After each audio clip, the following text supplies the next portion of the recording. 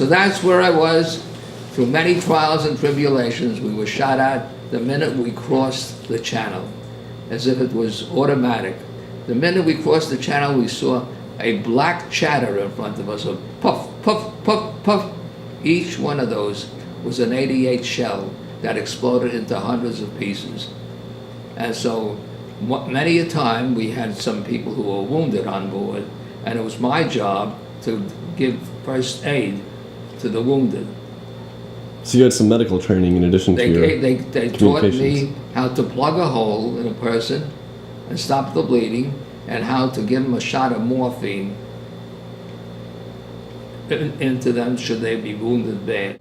So how many, on your 32 missions, how many do you estimate you were hit by some of this flak? I would say about 50%. One time we came home, and this is a funny story, and they collected, as after every mission, the parachute people come to our plane to pick it up, inspect it for the next mission.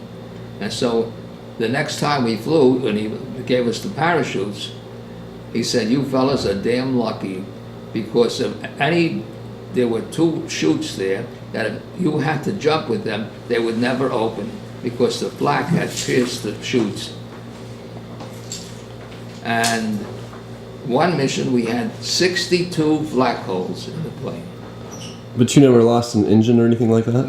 One time we came in with one engine on fire, and we came back and we eradicated the traffic pattern and dove right into land. So how many people were on a flight? 10. There was 10 total. 10.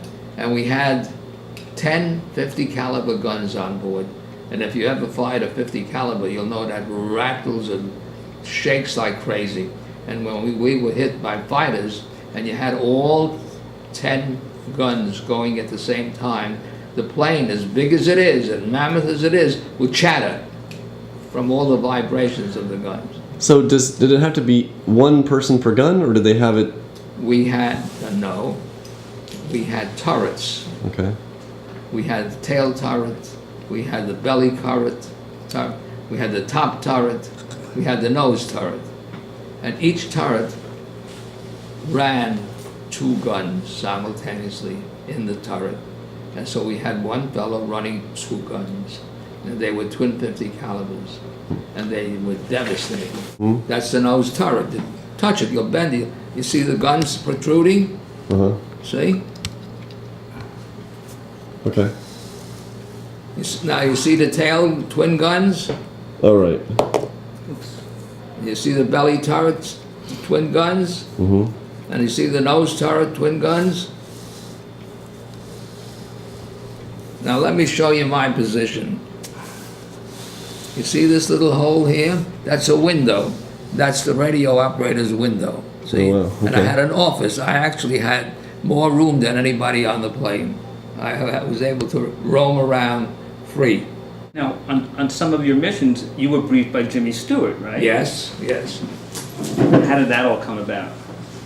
Well, it's his job to brief us before we go on a mission. And it's his job to tell us what lies ahead. And every time we went on a mission, somebody would brief us. Sometimes it wasn't Jimmy Stewart because he didn't fly every day. But this particular day, he flew with us on a mission to Hamburg.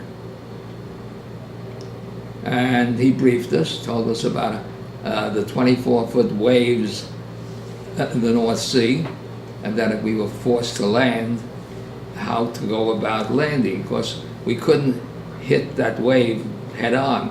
We had to wait and see where the whiteness is and go with the flow and sit on top of it, not hit it. We went on a mission to Kassel, Kassel, which was a big communication center, supply center, and we had to take that out. Was that in Germany? That's in Germany. And 37 planes went off on that mission.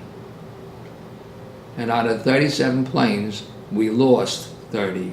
That's 300 men. Of the 300 lost, there were 180 killed. The rest were taken prisoner. From that day on, I became very careful about everything. I wanted to know where my chute was all the time. I wanted to know if all the guns were working. I wanted to know if the air was okay. Until then, I had flown 17 missions, never gave it a God. Why? I was never hit, never hurt. Never. But then every night from then on, you know, that evening when I went to bed, the crew on my right didn't come back. The crew on my left didn't come back. Can you imagine me lying down to go to sleep?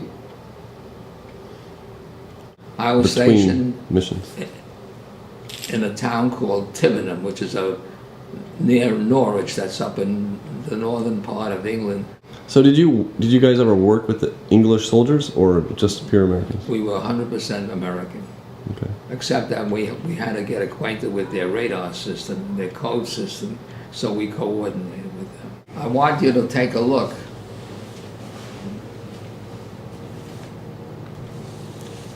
at what the SS troops would wear.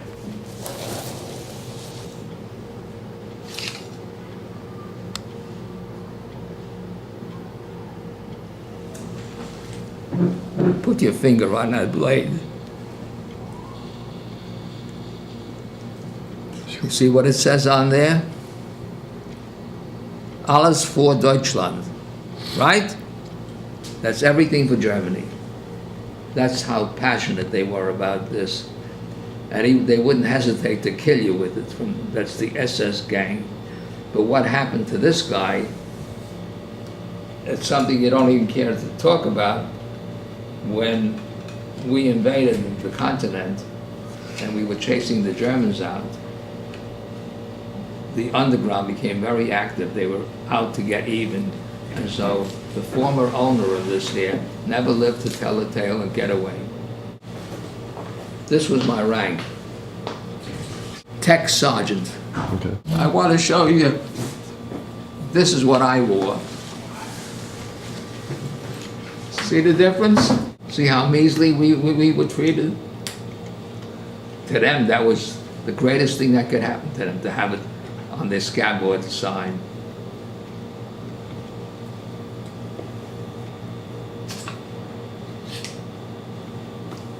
Look at the difference.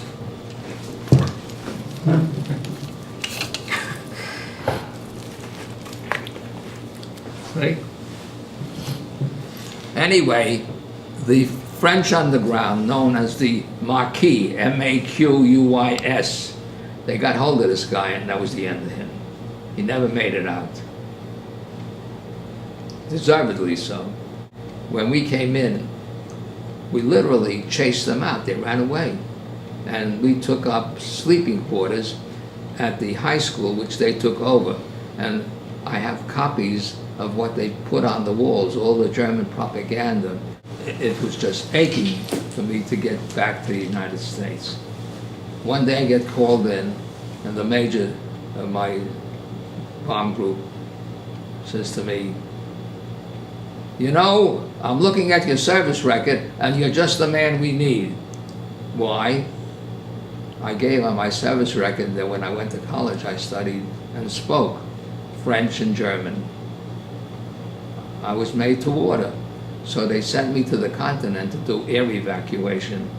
I was stationed in a town called Merville, which is right near where the invasion took place, and taken every day that I had to fly to Brussels airport, where all our planes would be, and it'd be conditioned and all that, and we'd take right off back to England.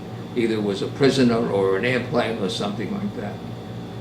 Non-combat, but so I was there for almost 4 months.